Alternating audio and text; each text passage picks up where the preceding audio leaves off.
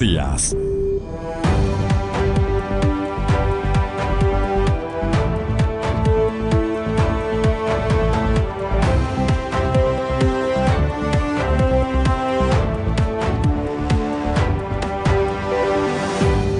Buenos días, amigas, amigos. Estamos iniciando este martes 20 de abril ya, esta mañana de trabajo. Los temas que se han tratado en los medios es el diálogo entre el presidente saliente y el presidente electo, el señor licenciado Moreno y el señor Lasso. Dialogaron posteriormente sus vicepresidentes, el vicepresidente del señor Lasso y la vicepresidenta de la República en funciones.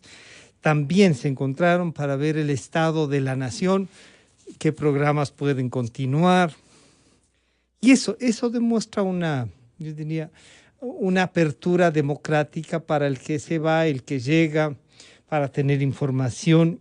Una de las cosas que el señor licenciado Moreno dijo es: la mesa no está servida, lo cual demuestra que él sí está consciente de los problemas gravísimos que tiene el Ecuador. El COE Nacional reúne en cambio información para pedir un estado de excepción o focalizar estos estados de excepción. El Congreso, la Asamblea Nacional avanza con el proyecto de defensa de la dolarización. Y lo que no sé si es que ayer, por ejemplo, se discutió, y es un tema que se ha venido conversando en estos días, a propósito de que se publicó en el registro oficial la ley de educación intercultural. Son $1.000 millones los que costaría, pero además pone temas de la seguridad social para una jubilación especial para los maestros. Si este fuese un país donde hay recursos con legítimo derecho, podríamos decir, ¿no? Pero en medio de todos los conflictos que tenemos, financiar $1.000 millones es casi como decir el regalo que quería hacer el candidato Arauz, ¿no? Pero he visto la reacción de algunos maestros, de algunos dirigentes, diríamos así, diciendo, bueno, que se financie con la plata que se han robado. Bueno, ayuden a recuperar en dónde está esa plata.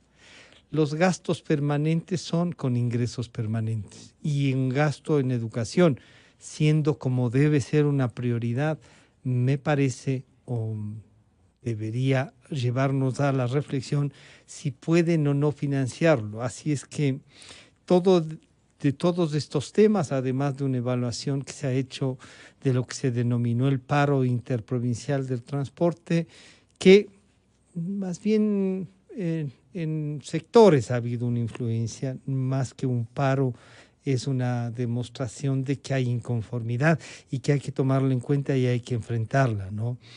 Para muchos decían, ojalá se paralicen y así ayudan a que no se movilice la ciudadanía en el país, ¿no? Y que tomen también conciencia del servicio que prestan. Para iniciar esta mañana de trabajo hemos invitado al señor doctor Mario Prado, al economista Santiago García Álvarez y al economista Vicente Albornoz. Las expectativas por la reforma tributaria, por dónde debería ir, qué expectativas debemos tener, y eso les consultamos a nuestros tres invitados. Al señor doctor Mario Prado, bienvenido Mario, un gusto saludar y verte bien, superado, y lo cual nos alegra, con éxito.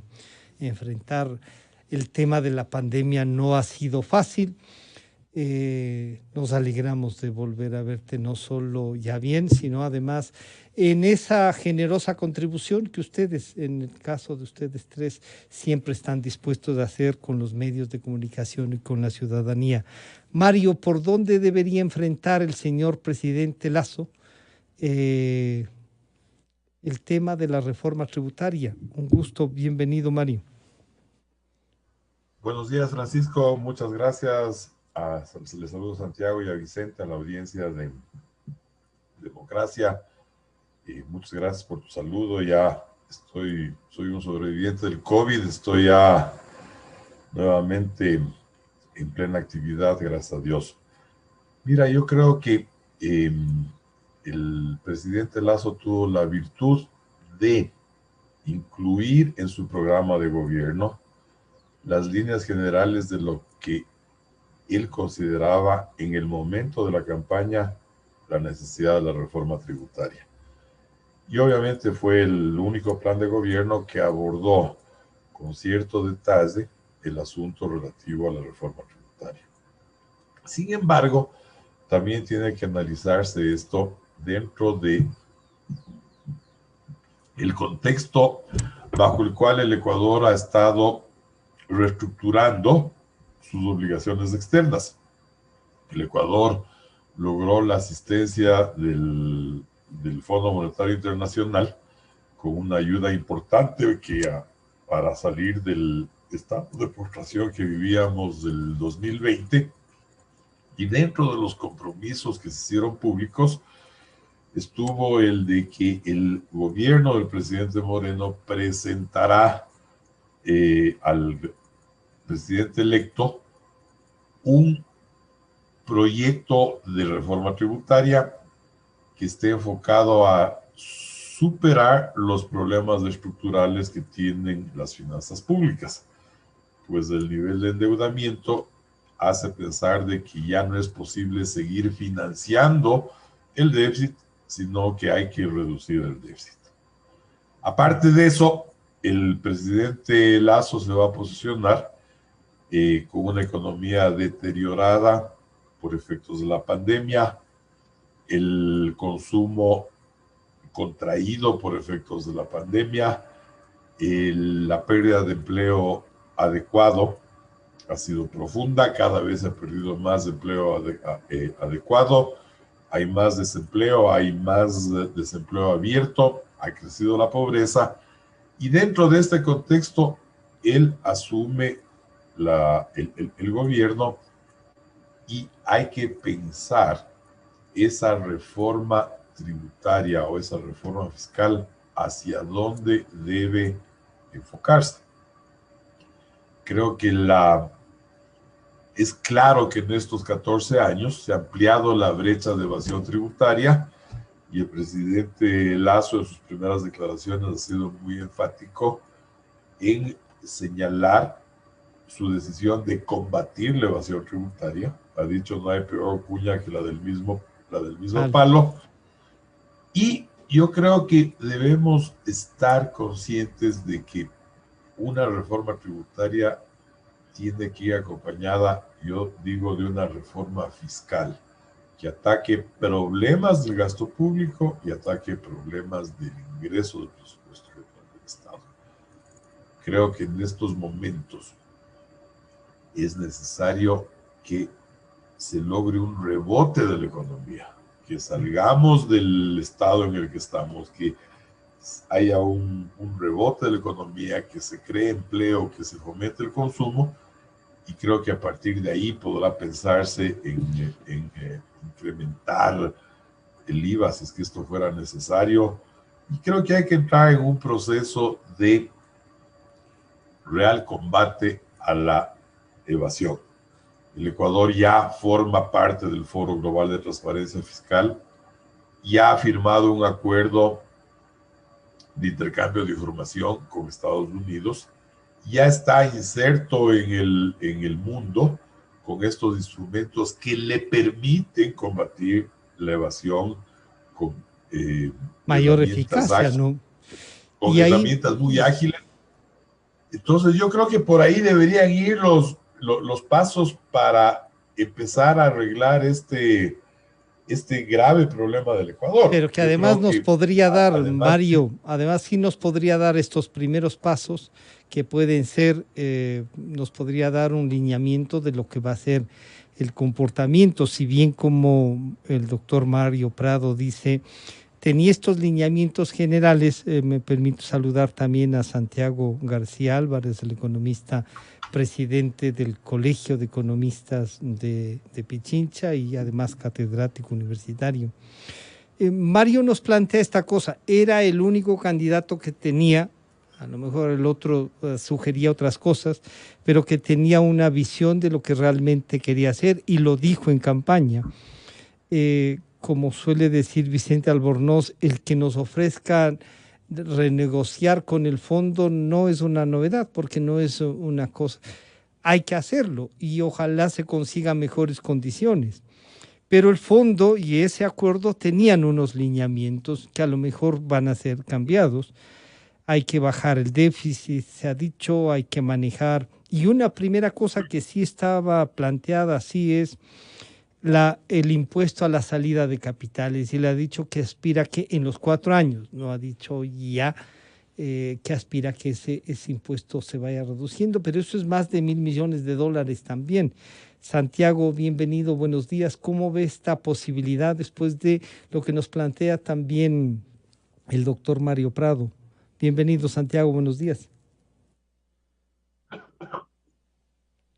Buenos días, Francisco. Como siempre, gracias por la invitación. Un atento saludo a Mario y a Vicente. Pues un honor estar aquí debatiendo un tema tan importante. Quizás este tema que estamos hoy analizando es uno de los temas más importantes que el nuevo gobierno debe proponernos a los ecuatorianos. Y los ecuatorianos debemos comprometernos a sacar adelante esto, que es una herramienta de política económica. Entonces, antes de darle respuesta a su inquietud, Francisco, yo pongo sobre la mesa la reflexión de que cuando hablamos de reforma tributaria, debemos entender parte de una política económica, es parte de la acción del Estado, y toda política debe tener primero unos objetivos y luego debe tener unos instrumentos. Yo estoy de acuerdo, ya Mario nos ha dicho con mucha certeza, nos ha dicho de una forma muy argumentativa, algunas herramientas como superar, por ejemplo, todo el tema de evasión. Pero antes de eso, decía, es importante los objetivos. Yo veo dos objetivos que creo que debe un poquito aclararse por parte ya del presidente electo, debería ir ya tomando cuerpo de alguna manera y sobre todo la sociedad también movilizándonos para encontrarle una razón de ser a esa reforma tributaria. Número uno, la reforma tributaria tiene que acompañar a la recuperación económica, es decir, no necesitamos cualquier reforma tributaria ahora, no es el caso. Y no es el caso cerrar los ojos frente al FMI y venga lo que los diga, no es el caso. Y segundo, me parece que la reforma tributaria no puede perder la equidad social, es decir, tiene que ser un instrumento también progresivo, los que más tengan, más paguen. Si estamos de acuerdo en eso como objetivos, pues bueno, Francisco, ahí está planteadas las cosas. Veamos ahora qué dice Vicente, cómo responde Mario y sobre todo la sociedad. Bueno, dicho esos objetivos, ¿qué hacemos? Entonces ahí vemos los instrumentos. Hay muchos instrumentos. Yo mismo estamos trabajando en un proyecto de investigación con la Universidad Central, es parte de la preocupación del Colegio de Economistas de Pichinchas también. Y tenemos varias ideas que, bueno, espero aprovechar para darlas a conocer y sobre todo debatir, porque creo que ese es el punto, este momento, que al gobierno también les llegue desde la sociedad unos mensajes, ¿no? Pero ¿Qué necesitamos? No solo mensajes, sino además también una visualización de cómo solucionar, de cómo acercar las propuestas, cómo hacer de una reforma un tema común y no ideológico, Santiago. De acuerdo, ese es el discurso, es decir, no puede haber aquí mucha ideología en el sentido, ¿no es cierto?, que nos queramos imponer entre uno u otro, sobre todo un pensamiento único, un tipo de reforma único. Ya creo que hemos pasado muchos años y hoy con experiencias un poco impuestas. Y hoy creo que es importante, el país está sufriendo una de las crisis socioeconómicas más profundas, en eso seguro todos estamos de acuerdo, todos lo vivimos, todos lo sentimos. Entonces amerita en realidad una reforma tributaria que dure, no sé, un quinquenio al menos, pero que, como digo, los objetivos por delante, ¿no? Yo pienso que estaremos de acuerdo en que sea una reforma, como digo, no procíclica se llama técnicamente, no que alimente que la economía se vuelva a caer. Ya Mario ha dicho un par de cosas muy interesantes. Y también lo otro, o sea, aquí no puede caer la crisis sobre los hombros del pueblo ecuatoriano llano, o sea, de la gente que menos tiene. Entonces eso no es delito decirlo, eso hay que decirlo, ya hay que plantearse, lo cual no quiere decir entonces, estamos otra vez el discurso en contra del capital, en contra del empresariado. No, eso no estamos diciendo con claridad. Esto hay que asumir responsabilidades. Tenemos que proyectar al país tal como van las cosas. Hasta el 2025 este país va una actividad económica recesiva, con un crecimiento muy lento o ralentizado, para ser más exacto, y ahí entra la reforma tributaria. No es cualquier cosa. Lo que estoy planteando también, Francisco, debo decirlo con toda seriedad, es un proceso muy complejo. Armonizar una reforma tributaria que alimente el crecimiento económico, que recoja dinero para el fisco, que permite equidad social, es una tarea dura, pero ahí estamos. Y el nuevo gobierno, afortunadamente, el gobierno electo, ha entrado con un discurso, eso, aperturista, con un discurso que nos dice, encontrémonos. Bueno, aquí nos vamos a tener que encontrar, aquí vamos a tener que juntar esfuerzos. Y ese encontrémonos al saludar al economista Vicente Albornoz, decano de la Facultad de Economía de la UDLA, pero además analista y permanente hacedor de opinión pública. Vicente, bienvenido, buenos días. Este encontrémonos no es ese de nos vemos afuera, pues. No, encontrémonos es nos toca trabajar en conjunto, no es nos vemos afuera y ya verás lo que te pasa, ¿no? O sea, sí hay esta diferencia, pero entre este matiz que nos plantea Mario y después Santiago y dice, oigan, la parte social, cosa que ya habíamos analizado, el propio Fondo Monetario Internacional lo plantea, los organismos multilaterales los plantean. Pero entonces, ¿cómo fijar estos 2 o 3 objetivos de la política económica en virtud de una reforma tributaria? Vicente, bienvenido, buenos días. Buenos días. Primero quisiera saludar muchísimo a Mario, decirle que estamos muy contentos de ver que está sano y bueno, un sobreviviente del COVID. Un saludo también a Santiago. A ver, yo creo que tenemos que tomar conciencia de lo grave que es el tema que estamos tratando, de lo profundamente estructural. No sé si es que uno puede decir que algo estructural es además profundamente estructural, pero en todo caso es un tema serio para el Ecuador. ¿A qué me refiero? Mire, lo más probable es que el sector público no financiero, o sea, el gobierno ecuatoriano, incluyendo todas sus dependencias, tenga un déficit en el año 2021. El déficit estará más o menos por ahí por unos 3.500 millones de dólares, lo cual no es tan grande en relación a los que hemos tenido en el pasado. ¿A qué me refiero? Si es que este año se cumple esa predicción, que a mí me parece que es inevitable que se cumpla, porque además ya transcurrió casi un tercio del año, este año, el 2021, será el año número 13 consecutivo, o sea, el 13º año uno tras otro de déficit fiscal. Todos los años, del 2009 hasta el año pasado, hemos tenido déficits fiscales, especialmente grandes en el 2014, el 2015, el 2016 y en el 2020, pero este año, el 2021, sería el 13º año consecutivo de déficit fiscal.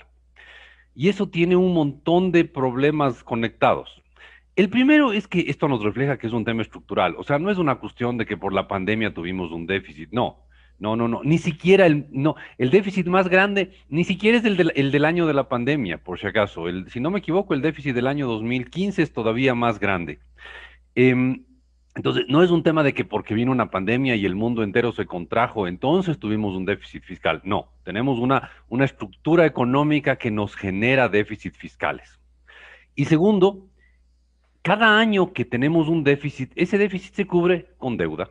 Y el siguiente año más deuda, y el siguiente más deuda. Y claro, uno dice, pero es poquito cada año. Primero que no es poquito cada año, y segundo que 13 años consecutivos de esto, terminamos teniendo una deuda virtualmente inmanejable, ¿no? O sea, no virtualmente inmanejable, pero realmente enorme la deuda que tenemos. Entonces, la deuda pública del Ecuador, justo en el año 2009, fue de más o menos 10.000 millones de dólares. Y hoy estamos más cercanos a los 60.000 millones de dólares. Entonces, ¿de dónde salió la diferencia? Muy sencillo, salió de un año tras otro de déficit fiscal. Entonces, ahí tenemos ya un concepto de que lo que hay que hacer aquí es atacar un tema de fondo, no es una cosita que fue ocasional, que apareció por mala suerte, no, es un tema estructural y de fondo. Perdón, ¿qué es lo Vicente, que perdón, me gustaría que en ese diálogo que tuvimos con el presidente electo, sobre el déficit y a una pregunta justo de Vicente Albornoz decía lo siguiente, se sienta el 24 de mayo en el sillón presidencial y se encuentra con un déficit fiscal de 7.000 millones de dólares. ¿Qué hace? ¿Qué hace? El déficit fiscal es menor, alto sí, un problema sí, pero es una cifra alrededor de los 4.000 millones de dólares de acuerdo con la información que tengo. ¿Qué es lo que nosotros planteamos? Incrementar la producción petrolera en el Ecuador. La base de eso, cambiar los contratos. Actualmente los contratos son contratos de servicios, donde casi que hay una rentabilidad garantizada para quien le vende el servicio al Ecuador, porque no está atado ni relacionado al precio del petróleo. Y eso le ha causado realmente problemas a la economía ecuatoriana. Nosotros, respetando los contratos firmados, por supuesto, buscaremos la manera de renegociar dentro de ese respeto a los contratos firmados, pero buscaremos la incorporación de nuevas empresas extranjeras que vengan a compartir el riesgo con el Ecuador. Esta es una nueva visión, esta sí, y la planteo frente a una pregunta de Vicente Albornoz. Entonces, esta debería ser, como fue en ese momento la respuesta, ya un inicio de enfrentar esta reforma general, Vicente. El micrófono, Vicente. Una aclaración Gracias. importante, Francisco. A ver, habíamos entrevistado a varios candidatos a la presidencia y yo a todos les había dado un número del déficit el doble de grande de lo que en realidad va a ser. Entre otras cosas, para saber y todos si es habían caído en... Sí. Sí, entonces yo les decía a los candidatos, a ver, usted se sienta y tiene un déficit de 7.000 millones, cuando en realidad va a ser la mitad, entre 3.500 y 4.000 en este año. Y todos los candidatos cayeron en la trampa, excepto Guillermo Lasso, ¿ah? Y eso es importante. Eres el único que tenía claro en su mente que el déficit iba a ser la mitad de lo que yo estaba diciendo, porque yo les estaba dando el dato del déficit del 2020 y ellos no estaban conscientes, excepto Lasso. Debo reconocerlo, porque sí es interesante casi tomarles, esto era casi un examen de y dijo de que quería del sector público, ¿ah? Dijo que quería la calificación y ahí Vicente Albornoz le dijo, sí, pues, lo que estamos seguros es que sí sabe, sí, aprobó. También podría graduarle la UDLA. Ahora, y es por eso, o sea, sí, no, esto es de economía del sector público, aprobó ese tema. Sí. Ahora, a lo que voy yo es, a ver, Lasso dice, a ver, hay un hueco, el hueco es grande, sí, son entre 3.500 y 4.000 millones de dólares, que es el déficit que uno debería esperar para el 13º año consecutivo de déficit, lo cual le pone a este déficit, al del 2021, como un déficit promedio, quizás un poquito por debajo del promedio de lo que hemos tenido en la última década, 3 años, ¿no? Y él propone aumentar la producción petrolera como una fuente de ingresos. Y eso es una interesante idea, es una idea que tiene sentido, pero que no es una idea que va a dar soluciones inmediatas. Sí, toma su tiempo.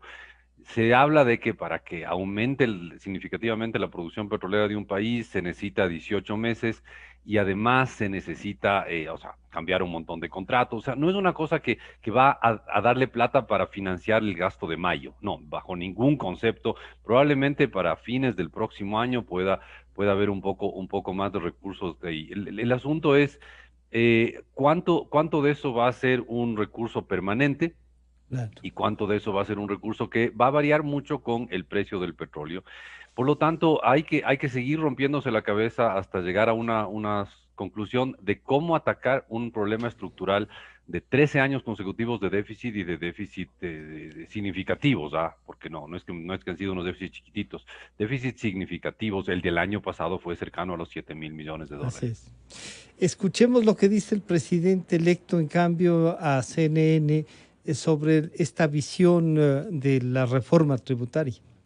Nuestro proyecto de reforma tributaria, que lo presentaremos en la noche del primer día de gobierno, no tiene por objetivo incrementar impuestos. Todo lo contrario. Hay, por ejemplo, un impuesto del 2% sobre las ventas de los microempresarios que tenemos que eliminarlo, porque no puede haber impuesto a las ventas. El impuesto es a la renta, no a la venta. Si ganas, pagas. Si no ganas, no pagas. En segundo lugar, aquí en el Ecuador hay un llamado impuesto a la salida de divisas, que es un impuesto al ingreso de divisas, porque no te cobran al ingresar, sino cuando sacas tu dinero.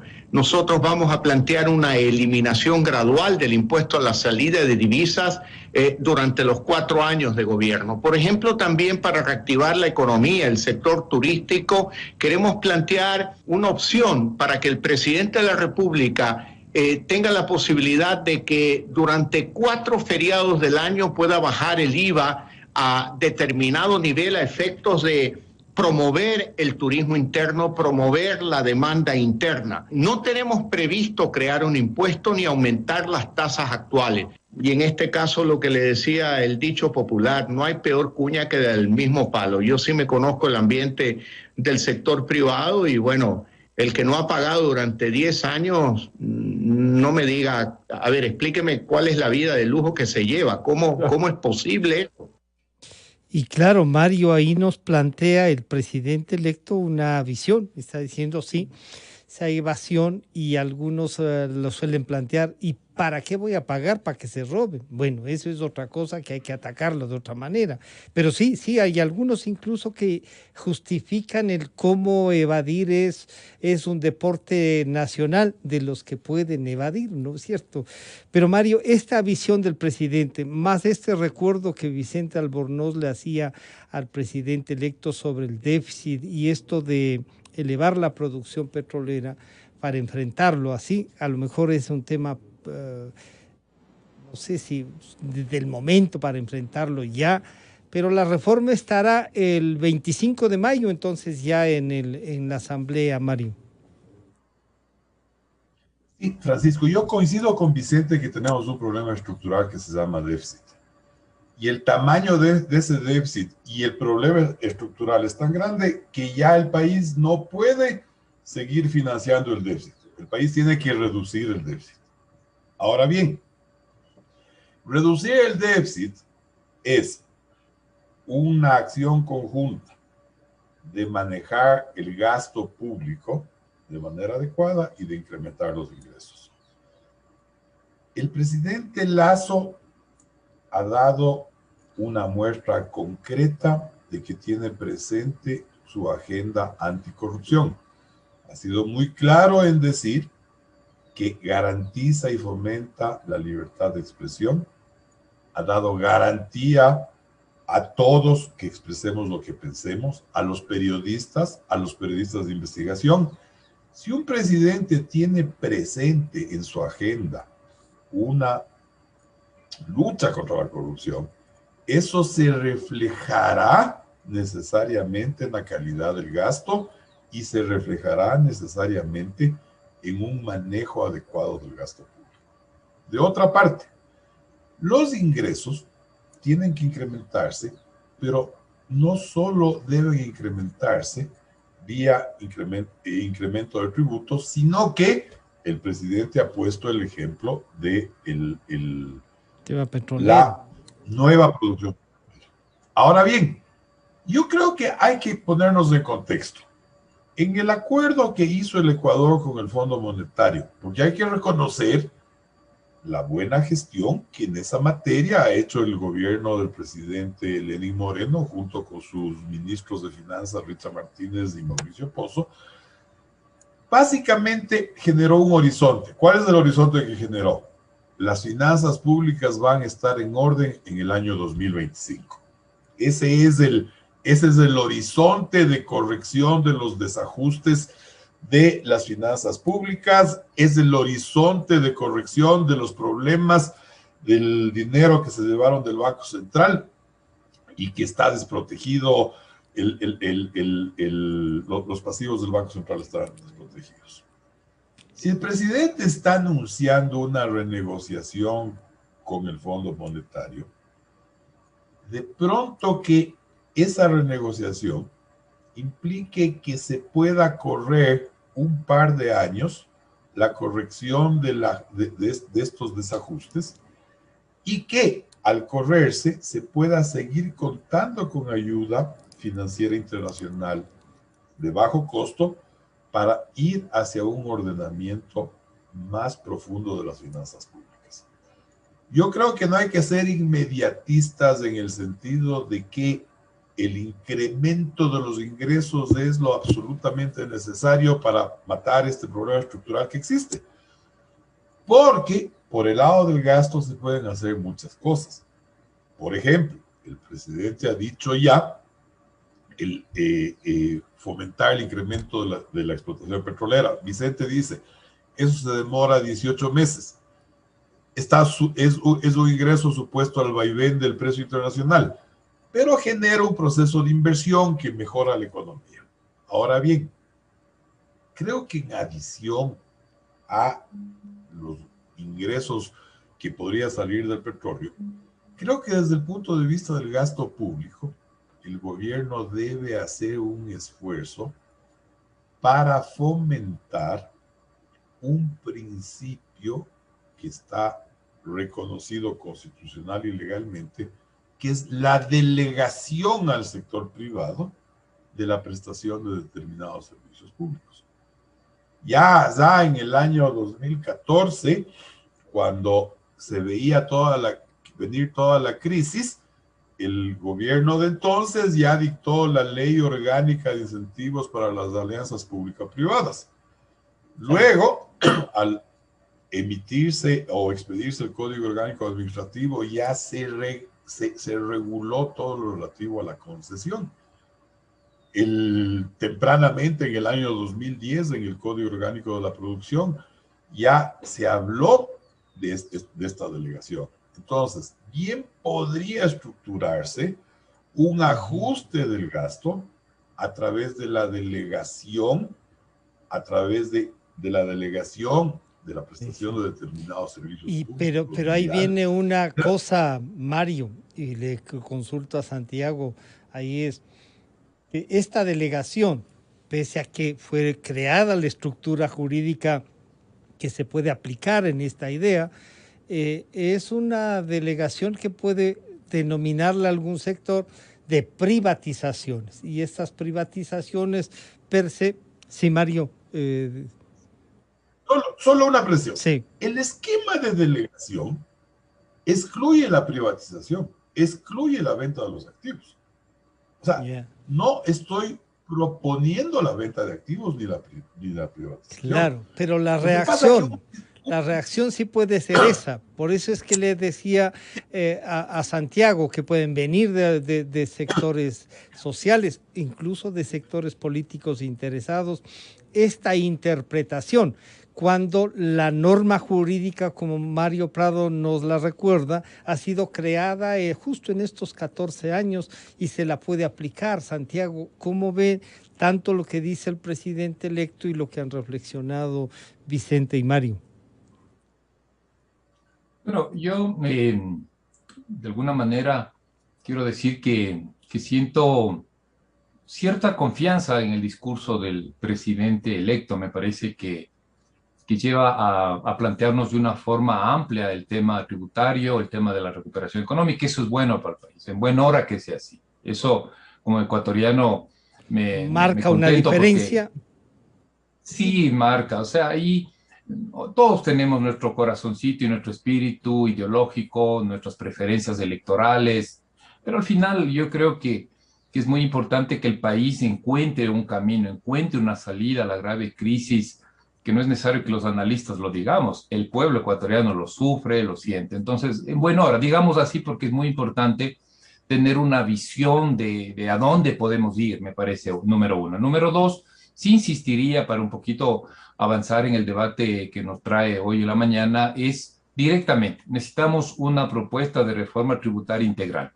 Y estamos de acuerdo con Vicente. Yo, ¿cómo no puedo estar de acuerdo que hay un proceso de insostenibilidad fiscal? Entonces, y de largo rato y de larga data. Entonces, se necesita una reforma tributaria integral que apunte a generar ingresos suficientes para financiar al sector público. De acuerdo. Número dos, necesitamos que la reforma tributaria apunte también a la recuperación económica, no la entorpezca. O sea, no podemos entrar con impuestos, por ejemplo, al IVA en ciertos procesos. Por ejemplo, hoy subir el IVA, le matamos más, lo que ya está casi muerto, el turismo. ¿Me explico? Entonces, es muy importante el objetivo número dos de esa reforma tributaria integral es precisamente apuntar a la recuperación económica. Y número tres, yo creo que, por ejemplo, hay una sociedad, este Ecuador es increíble de lo contradictorio, hay una sociedad también de privilegio. Hay, este momento estamos destinando 5.000 millones de dólares en lo que se conoce como gasto tributario. ¿En qué? Exoneraciones. Tengo un distinguido amigo tributarista que dice, es increíble, de 10 empresas que deben tributar, 6 no tributan por las exoneraciones. O sea, la norma, la excepción, ¿sí? La excepción se vuelve una norma. O sea, no es posible, o sea, estoy de acuerdo en que hay que entregar ciertas exoneraciones, que hay que apoyar, pero no es posible que de 10 empresas que deben pagar, pues 6 no paguen. A eso me refiero y eso se llama equidad, eso se llama progresividad. También la clase media, Francisco, perdón que lo ponga así, muchos profesionales nos escuchan, mucha gente en su programa es muy sintonizado, pero hay que decirlo así con frontalidad. La clase media vamos a tener que también pagar un poquito más. Las bases impositivas tienen exoneraciones muy altas y las clases altas peor. Claro. Entonces, se llama eso equidad. Dicho eso, yo creo que vamos por buen camino en el sentido de la posibilidad de debatir esto y que encontremos una salida en esta materia y que nos permita, como digo, enfrentar estos triples objetivos de esta necesidad también de recuperar la economía. Ahora, en materia de lo que significa, y Mario ya lo menciona, estoy plenamente de acuerdo, aunque ese debate a veces se oscurece en materia de alianza público-privada, porque siempre terminamos peleándonos, casi dándonos de empellones, porque está por un lado, aquí vamos a concesionar todo, y otros aquí no me topen nada. Y luego termina diciendo lo que la Constitución prohíbe, que no se puede vender, se puede concesionar. Número uno, para cerrar esta partecita, Francisco, me demoro un segundo. Sí. El Ecuador no tiene un marco jurídico decente en alianza público y privada. No lo tiene. Tiene una cosa mal hecha ahí, una ley que se llama de alianza de incentivo a la alianza público-privada. A ver, repito bien. Se llama Ley de Incentivos a la Alianza Público-Privada, no recuerdo, creo que es 2015 o 2016, una cosa así, mal hecha. 2015, mal hecha. Entonces, si vamos a hablar, Mario, de eso, pues entre otras cosas vamos a tener que meternos dos cosas. Uno, mejorar la institucionalidad y dos, mejorar el marco jurídico para que sean procesos transparentes. Yo no estuve de acuerdo, y acuérdese, Francisco, nos movilizamos los sectores, sobre todo de los colegios profesionales, para opinar y oponernos a ese aceleramiento. Se hizo un convenio interesante con el Banco de Desarrollo de Estados Unidos, pero ya vamos a concesionar 2 pozos petroleros, los grandes campos petroleros. Oiga, un ratito, señor, espere. Usted sabe a quién me estoy refiriendo, a este gobierno y al actual ministro de Economía. Esas cosas son las que hacen daño. Cuando uno está bien, no quiero hacer ataques personales, nunca lo hago, sino a las políticas. Cuando uno improvisa mucho, cuando uno sobresaltado, venimos y hacemos esto, eso no le hace bien al país. Bueno, hoy vamos a tener un poquito más de margen, no mucho, por cierto, no mucho, porque la crisis está arreciando. Y entonces, entre otras cosas, Mario, estoy de acuerdo contigo, trabajemos en la alianza público-privada y trabajemos en lo que acabo de mencionar, estos grandes procesos que creo que soy bastante claro para poder apuntalar una buena reforma tributaria integral. Le vamos a llamar así, con ese adjetivo, que para mí es muy importante dentro de lo que estamos proponiendo, de lo que estamos analizando.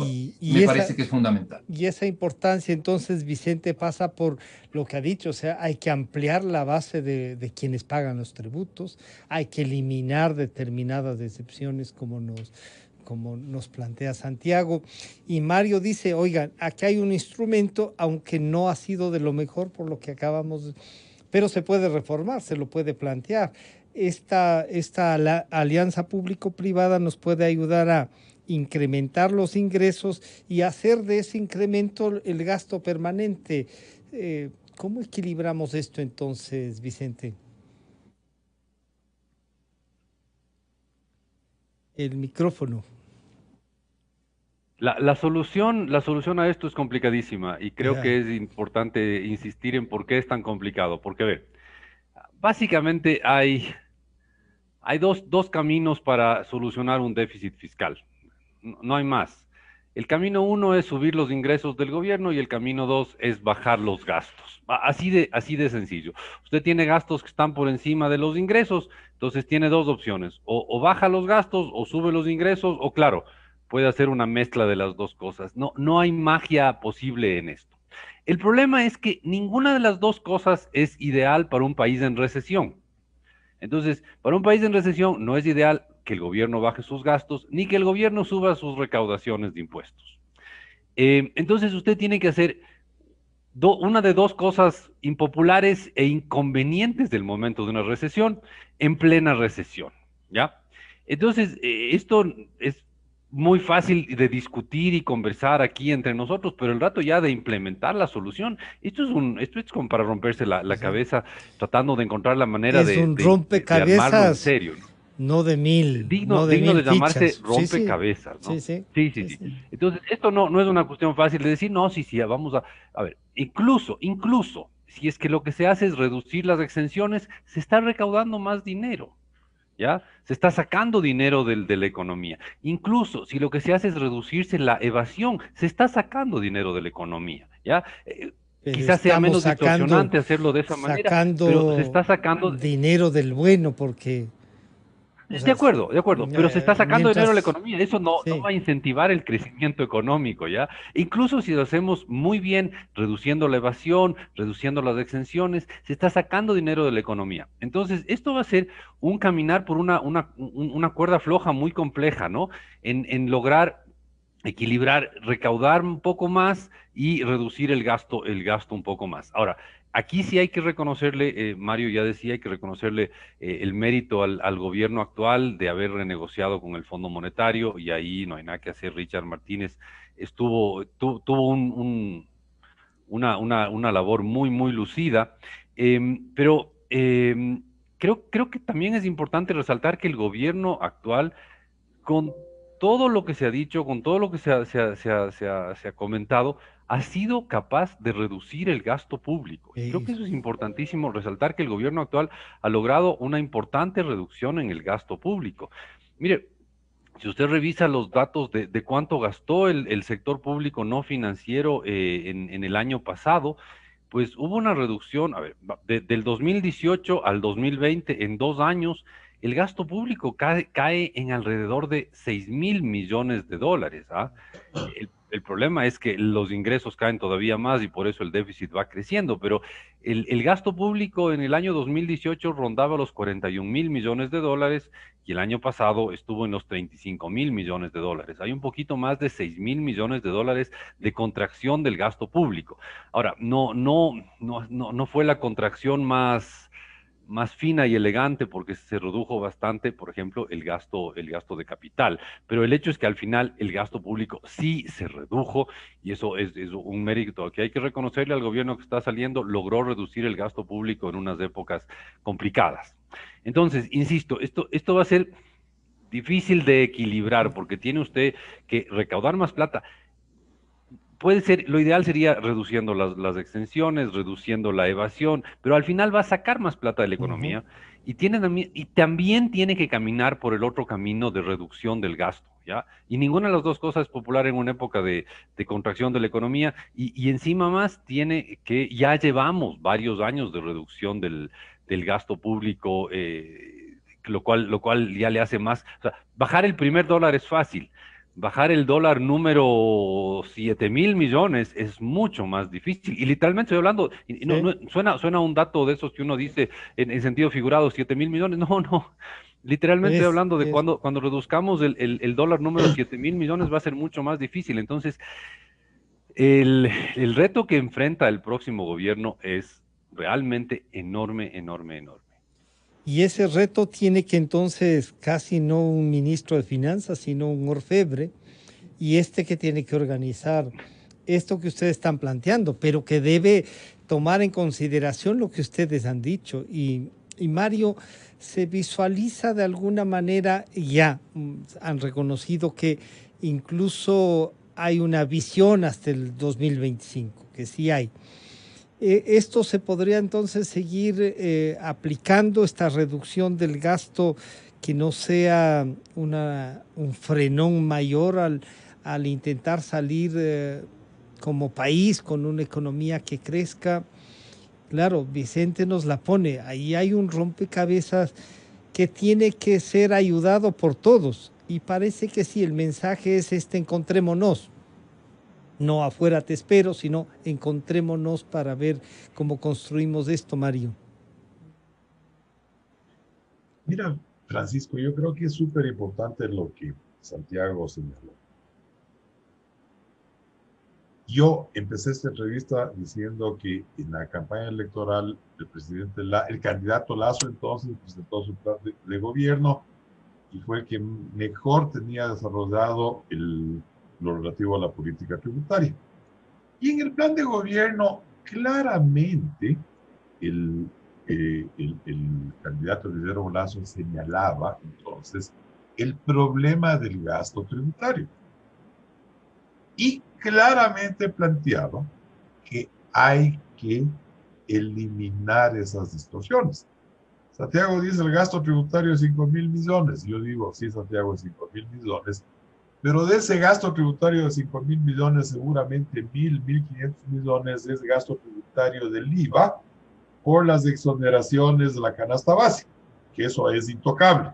Queda el otro tema para corregir el gasto. Entonces ya, ahora el presidente Lasso tiene una hoja de ruta que le puso en su plan de gobierno, que es hacer un ajuste al gasto tributario, porque cuando se hace un ajuste al gasto tributario, se está metiendo equidad, que todos los que estén en condiciones iguales paguen la misma carga tributaria y que no haya unos que pagan y otros que no pagan.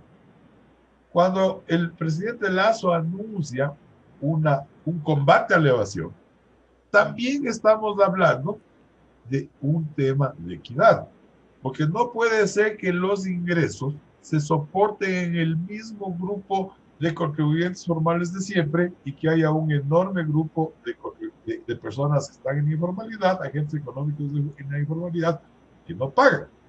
Evidentemente, eliminar el gasto tributario, combatir la evasión, va a sacar dinero de la economía, va a pasarle al gobierno, pero ese es, desde mi punto de vista, una transferencia beneficiosa. Porque ese es ingreso del bueno, digamos. Estamos generando la igualdad. O sea, no puede ser que paguemos el impuesto a la renta todos y haya un grupo de personas que están debajo del radar del Servicio de Rentas Internas y simplemente no pagan. Santiago decía otra cosa súper clara, y es lo relativo al esfuerzo de la clase media.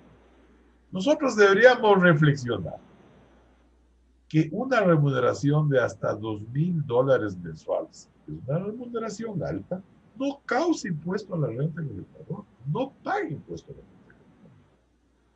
Y eso hay que decirlo, o sea, no podemos nosotros cerrar los ojos y decir, a ver, el esquema del impuesto a la renta, una base exenta alta, $11.000, unos gastos personales del 130% de esa base exenta alta, no causan impuesto. Exonerado el 13º, exonerado el 14º. Entonces, resulta que la recaudación de impuesto a la renta que de personas naturales que debe estar en torno a los 1.250 millones de dólares, es una recaudación que está en los estratos altos, y a pesar de que tal vez eso no es políticamente bueno decir que está en los estratos altos, pero dado la estructura del sistema de impuesto a la renta y de la equidad que ustedes mismos la plantean, todos. Entonces yo creo que hay elementos, Vicente con toda razón dice hay que armar un rompecabezas, pero yo creo que el presidente Lasso nos va a ayudar a armar el rompecabezas y nos va a exigir que le ayudemos nosotros a armar el rompecabezas, pero en calma. En un incendio, el mayor número de personas muere no porque se ahogó con el humo o porque se quemó, sino por la desesperación de salir corriendo, mueren pisoteados. Aquí estamos de una situación bien complicada, bien difícil.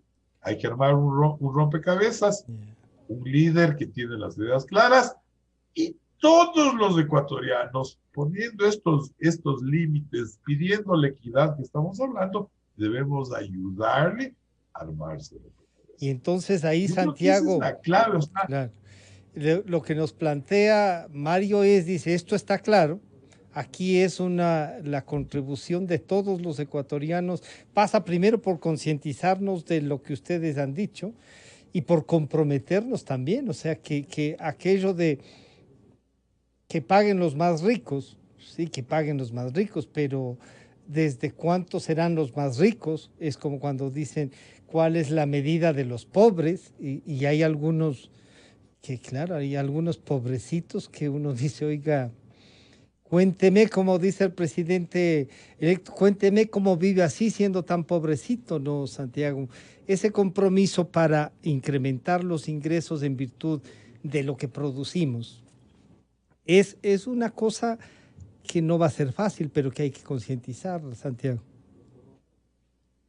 Sí, creo que el mensaje que queda hoy en la mañana es la complejidad, y estoy de acuerdo en Vicente, clarísimo. O sea, esto no es fácil, es súper complejo, y las palabras muy sabias en realidad de Mario me parece que es el camino correcto que uno tiene que asumir, es decir, esto tiene que encontrarse salidas y en paz y con la capacidad de discernir y de enfrentarnos, pero democráticamente y disentir. Yo, por ejemplo, creo que es muy importante, algo que hay que debatirlo más y mejor en el Ecuador, este tema de lo que significa los incentivos tributarios al sector empresarial. Debatámoslo con tranquilidad, debatámoslo bien. Son incentivos que deben tener una razón de ser. Si no hay generación de producción y empleo, no hay incentivos. Mira, así de polémico y duro. Pero es que hay que plantearse así, ¿cómo más lo podemos decir? O sea, no puede haber un incentivo tributario a cambio de nada, número uno. Número dos, por ejemplo, clase media, que estamos de acuerdo con Mario, digo yo, seguro sonará como una locura. ¿Por qué aquellas, por ejemplo, rentas de la jubilación, más de $2,000, por qué están exentos de impuestos a la renta? Pero es que ya pagué. Ya, pero sigues demandando servicios, ecuatoriano, pero no al maestro de primaria que tiene una pensión de $300. No, señor, Los que exonerado. tengan Pero el que 2,000. tiene más Ya. a pagar. Entonces, Francisco, esto ya no va a ser fácil porque vamos a empezar a topar, ¿no es cierto, Mario y Vicente? Bolsillitos. Vamos a tener que topar ya esto, y eso ya no es fácil. Pero para eso es que se para eso debe estamos. gobernar, pues claro. Porque Para si eso- es que el por gobierno eso fuese quizás- solo para quedar bien, no, hemos elegido un presidente, no a la Madre Teresa de Calcuta. Quizás ahí, Francisco, necesitamos mucha pedagogía política, Sí. ¿no? Antes era el Estado va a resolver todo. Y ahí No vemos es. la dificultad. El otro, cuidado, Francisco, cuidado, el mercado lo soluciona todo. No.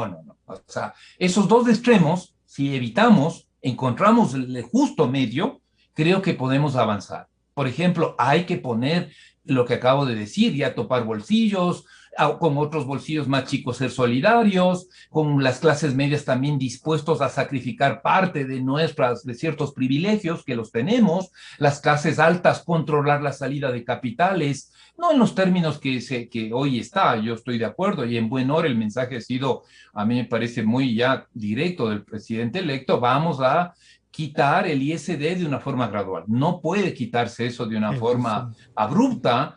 También es cierto, no hay duda, o sea, no hay duda de que es un incentivo adverso, llamémoslo así, es un castigo a la inversión extranjera, estoy de acuerdo, pero también controla de cierta manera salidas de capitales especulativos. En fin, yo creo que eso hay que manejarlo con claridad, con precisión. Entonces, creo que en buena hora está trazado de alguna manera, diría yo, lo que nos ha reunido hoy en la mañana, ese camino que nos gustase ver, que nos gustaría ver y que debemos, yo digo, comprometernos los ecuatorianos. Verlo como parte de una política pública, con eso ya dejamos de hablar en términos personales, sino parte de una política pública necesaria ligada al tema fiscal. No podemos seguir con una insostenibilidad fiscal. No creo ahí, no hay tiempo para explicar, es una negociación inmediata el día siguiente que el presidente no voy a decir ninguna cosa que sea extraordinaria, al día siguiente de posicionar presidente de la negociación de estar con el FMI, tiene que hacerse en función de las necesidades del país.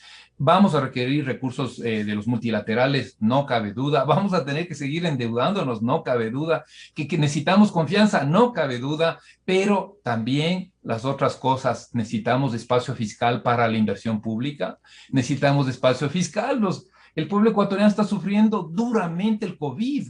¿Y qué se necesita para eso? No es que va a pasar pasado mañana. Vamos a necesitar más millones de vacunas, más políticas de protección de salud preventiva. Eso es con dinero, señores. No es nada más, es que la mascarilla, sí, la mascarilla es obligación, seguramente sí, se quedará por muchos años, pero también esto es plata, esto es recursos, esto es tener equipo médico, es tener hospitales, esto es educar a nuestra gente.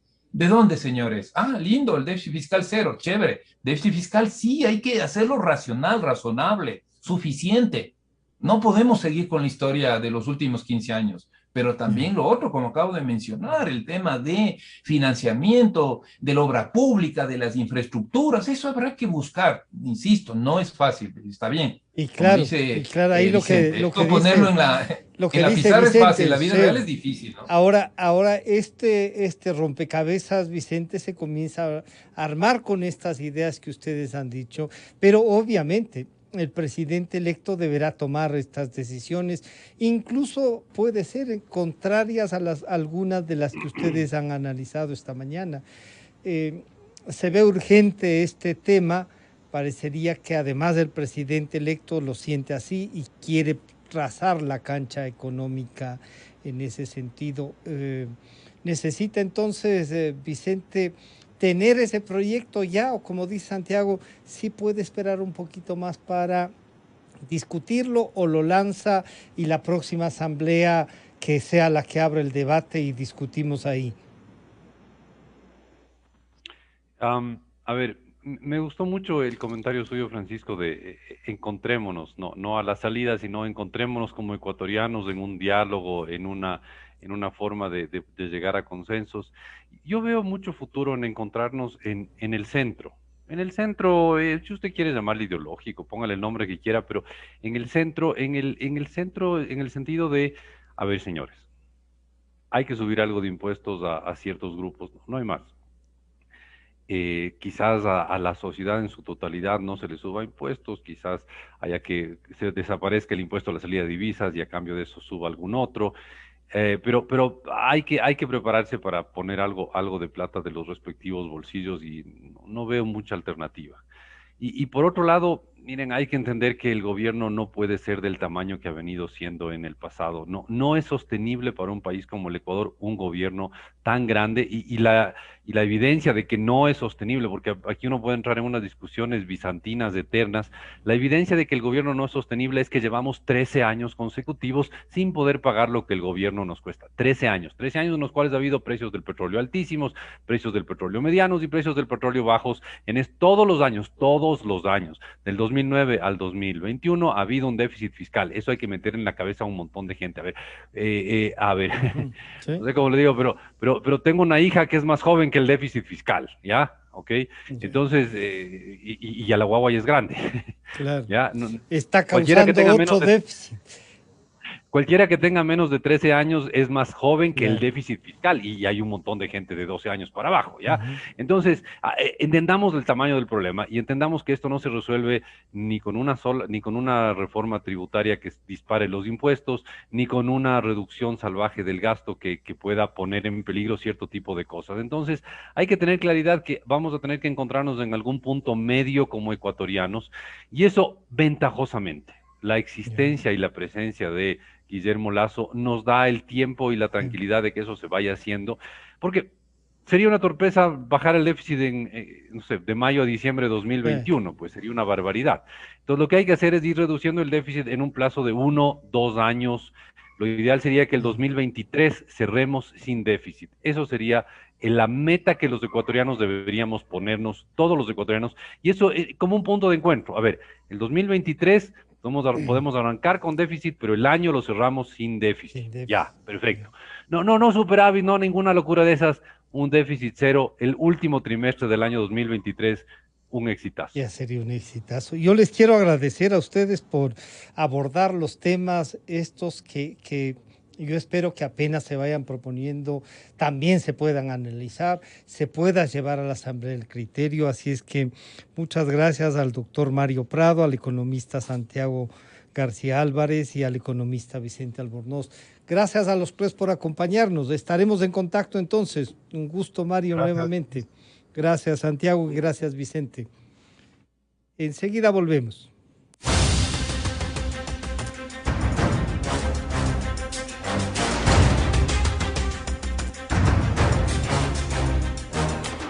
La revista de Opinión Democracia agradece a las siguientes marcas. Inicio de espacio promocional y publicitario.